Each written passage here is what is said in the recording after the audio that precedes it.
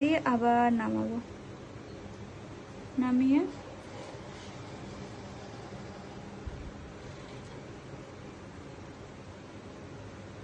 এটা আবার ভিতর দিকে দেবো। হ্যাঁ, এই স্কলকা বলে এগুলোকে। এই হলো। আবার সেম মেজারমেন্ট করার জন্য এরকম দেখে নেবে, তুলে ঘুরিয়ে, আর যেখানে যেরকম লাইন পড়বে সেটাকে ডবল করবে না।